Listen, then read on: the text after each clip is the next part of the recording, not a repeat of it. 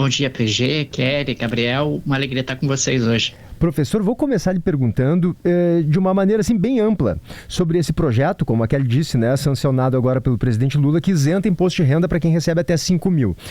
Eu queria que o senhor explicasse no primeiro momento o que muda, não só para quem ganha até 5 mil, claro, mas para quem ganha um pouco mais do que isso, né? Até qual faixa isso tem diferença? Eu queria primeiro colocar essa bola ao centro aqui para as pessoas todas compreenderem sobre o que a gente está falando e sobre o que muda na vida delas. Na prática, PG, o que está acontecendo é que o governo está modificando a política de tributação sobre a renda. Ou seja, pessoas que ganham até 5 mil reais, a partir do ano que vem, ficarão isentas de imposto de renda, não terão mais que pagar imposto de renda.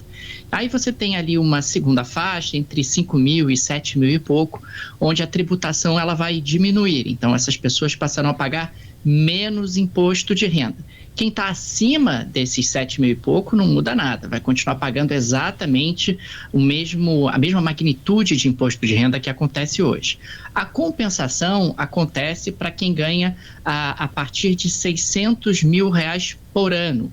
A partir de 600 mil reais por ano, você passa a ter ali uma alíquota mínima de imposto de renda que vai subindo progressivamente até 10%, até no mínimo 10% de imposto de renda para quem ganha 1.200.000 reais por ano ou mais. Então, na prática, a gente está falando de um rearranjo onde o governo propôs, e isso acabou sendo aprovado no Congresso Nacional, uma diminuição da tributação sobre a renda de pessoas que têm uma renda um pouco mais baixa. Quem ganha menos de 5 mil não paga nada, quem ganha entre 5 mil e 7 mil e pouco paga um pouquinho menos, e quem ganha a partir de 600 mil começa a pagar um pouquinho mais de imposto de renda a partir de 2026. E professor, te parece um impacto interessante, assim, significativo no nível de vida dessas pessoas, no poder aquisitivo? Isso pode mudar de fato para pessoas que ganham não só até 5 mil, mas até 7 mil? Deve-se perceber uma mudança significativa no curto e médio prazo? Acredito que sim. Você está falando de uma redução de imposto de renda, no caso de pessoas com uma renda um pouco mais baixa, que acaba sendo algo representativo, é algo que deve trazer algum impacto sobre a sua capacidade de consumo, deve trazer algum impacto sobre a qualidade de vida. Existem algumas preocupações em relação a alguma pressão inflacionária, mas isso tende a alguma acomodação com o tempo, porque nas faixas de renda um pouco mais baixas, a propensão ao consumo tende a ser um pouco mais alta e, consequentemente, esse tipo de efeito tende a ser sentido também. Mas, de uma forma geral, o impacto sobre a vida dessas pessoas é representativo e elas devem sentir isso ao longo de 2026. Aliás, é uma grande aposta do próprio governo para ganhar popularidade, para turbinar o seu capital político nesse ano eleitoral. Nesse Daniel. impacto político, vai, Daniel. Desculpa. Não vai. Daniel, estamos eu em Brasília, Isso. o Gabriel em São Paulo, o PG em Porto Alegre. Tu tá onde? Eu tô no Rio. Aí, ó. Então pronto, né? Estamos aí espalhados pelo Brasil inteiro e agora chegamos ao melhor lugar de todos, que é o Rio de Janeiro. Não, mentira, a gente é gaúcho, o melhor lugar é Porto Alegre. Daniel, a gente estava olhando pro lugar do impacto político, que me parece bastante óbvio e significativo. Ano que vem é um ano eleitoral. Os próprios parlamentares, quando votaram, estavam ainda chamuscados pela repercussão negativa da PEC da blindagem, e aí tentaram fazer essa aprovação também como uma limpeza, né? Uma aprovação a partir da melhorar as suas imagens. Mas eu queria falar do impacto econômico, linkando com a resposta que tu acabou de dar. É claro que tem a preocupação da inflação, mas do ponto de vista de uma economia, não sei se uma economia baseada em consumo também vai gerar se isso é bom, se é saudável, mas o que a gente consegue avaliar com as pessoas tendo mais dinheiro e menos dinheiro sendo gerado, né, sendo destinado para imposto?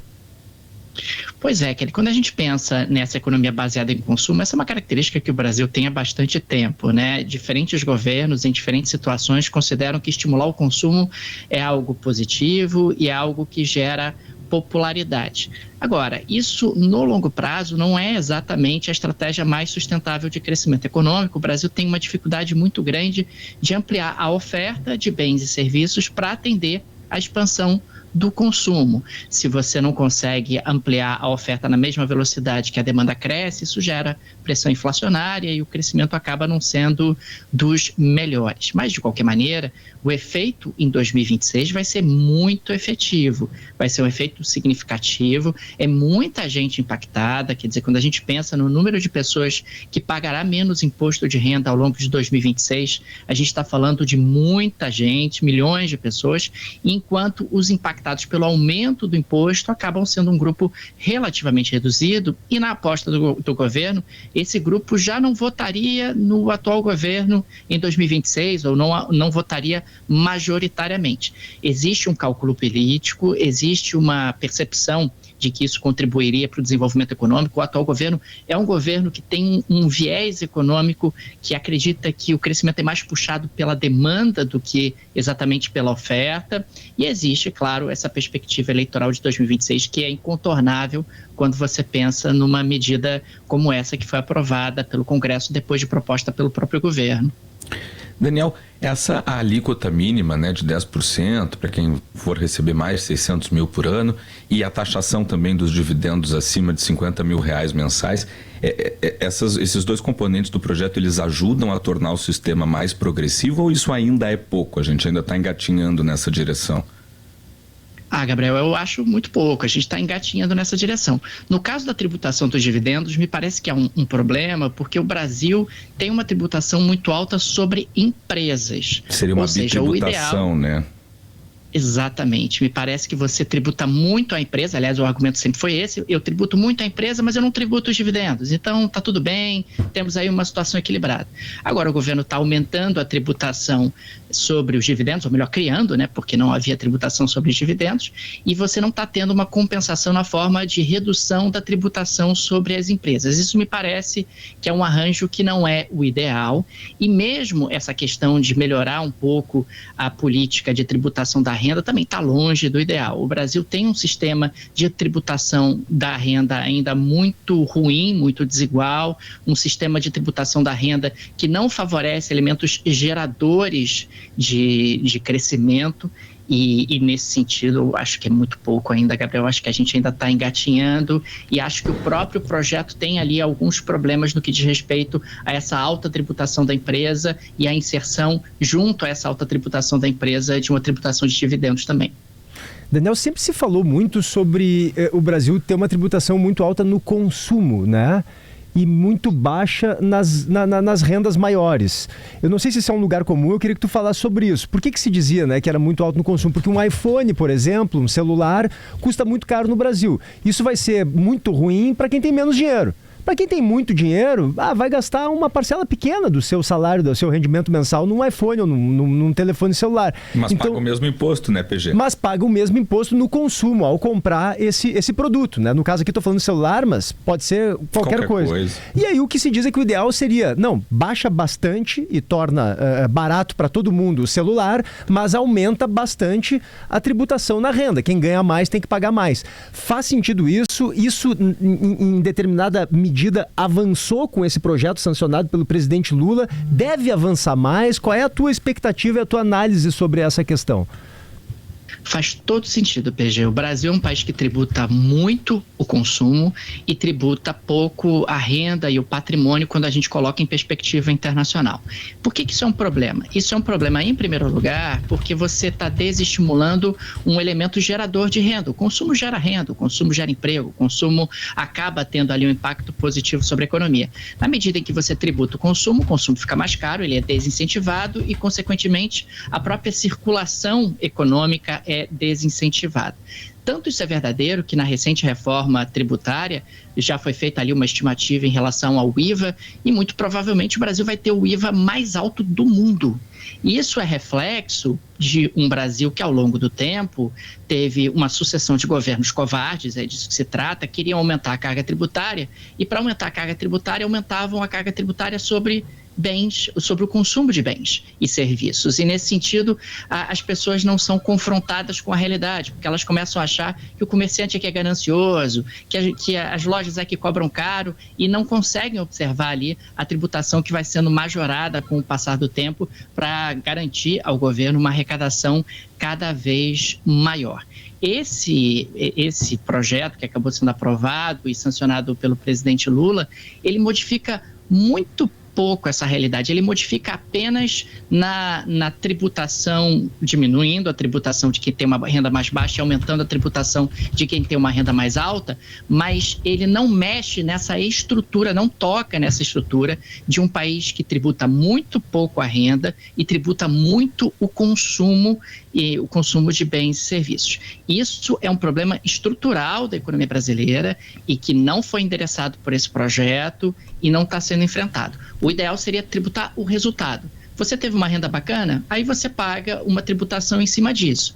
Você teve dividendos, você teve ali valores altos recebidos, aí você tributa. Agora, tributar elementos geradores de crescimento me parece um erro, mas é reflexo de uma sucessão de governos que encontrou nisso uma alternativa para aumentar a arrecadação sem incomodar muito as pessoas ou sem as pessoas perceberem que a tributação sobre elas estava aumentando. Professor, desculpa, insistindo nisso, por que é tão difícil mudar essa realidade? Porque, claro, o que a gente tende a pensar é porque vai mexer na realidade talvez de grupos um pouco mais poderosos e que assim o Congresso não quer se incomodar com eles e tal, mas se o valor do consumo, né, seria mais baixo o tributo para comprar produtos, isso não compensaria? Quer dizer, por que é tão difícil mexer nisso?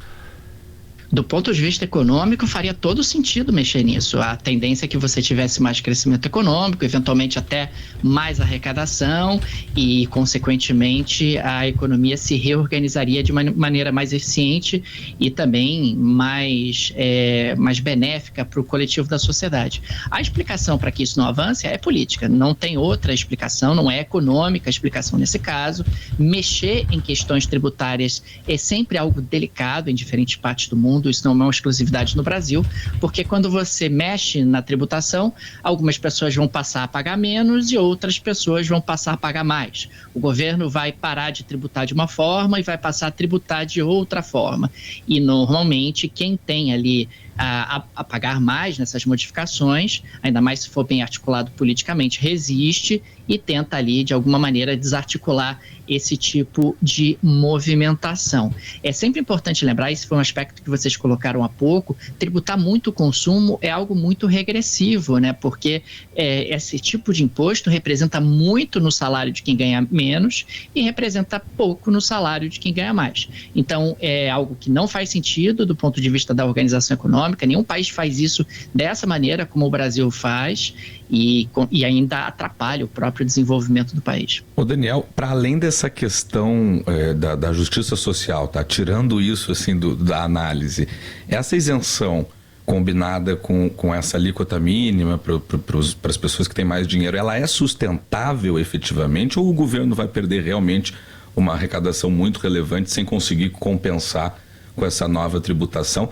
Lembrando também, para adicionar um tempero aí no contexto, que o Congresso está analisando pautas-bomba com impacto aí de 100 bilhões, né, no orçamento do ano que vem. Do ponto de vista arrecadatório, Gabriel, me parece que dá para sustentar. Uma coisa é a arrecadação, o outro é o gasto. O grande problema é que pautas-bomba que mexem no gasto, e aí é uma outra discussão, não é uma discussão arrecadatória que a gente está tendo aqui, são relativamente comuns, né? E a gente observa um legislativo que, quando está insatisfeito com o executivo, resolve punir a nós, né, a sociedade brasileira. Não que não seja legítimo, de repente, determinados grupos terem ali uma aposentadoria, etc., mas você precisa dizer de onde virá o dinheiro. De onde virá o dinheiro? Né? Você quer gastar mais? Não tem problema, mas de onde virá o dinheiro? Porque se não vier de arrecadação de impostos, vai vir de endividamento, que impacta a taxa de juros, que atrapalha o crescimento da economia, que traz ali reflexos importantes para gerações futuras. Então, me parece que sim, do ponto de vista de compensação, essa medida parece se sustentar. É claro que a gente ainda tem que observar na prática e monitorar no futuro, e outras questões estão surgindo, como é o caso das pautas-bomba, como é o caso caso também do crescimento das despesas obrigatórias. O Brasil não está falando o suficiente sobre isso. O Congresso muitas vezes evita, o Executivo também, falar sobre uma estruturação da questão dos gastos para que os gastos caibam no orçamento. É sobre isso que eu acho que o Brasil evita falar. O orçamento é escolha. Se você gasta numa área, você deixa de gastar na outra. O Brasil, às vezes, evita se defrontar com essa realidade que se impõe mais cedo ou mais tarde. A gente acompanha aqui em Brasília, né, Daniel? Passa governo, entra governo, ainda que haja uma intenção, ou pelo menos uma apresentação de intenção de cortar gastos, de enxugar, ou esbarra na eleição do ano seguinte, ou esbarra na pressão dos parlamentares e a coisa não anda. São sucessivos governos em que a gente discute, sabe qual é a medida que tem que ser tomada, mas não é o que acontece. Daniel, querido, muito obrigada por ajudar a gente a compreender, a entender os impactos, a entender como o Brasil será impactado por isso e a população. Obrigada, um beijo e bom trabalho. Obrigado a você, gente. Bom dia, bom trabalho e uma alegria. Até a próxima. Valeu. Vamos chamar de novo. Daniel Souza é economista, é professor, tem um podcast maravilhoso junto com o professor Tanguy, é comentarista também do Estúdio I da Globo News, e a gente falou sobre um tema aí sim, né, que impacta a vida de todo mundo ou de milhões de brasileiros, que é a isenção do imposto de renda para quem ganha até R$5.000.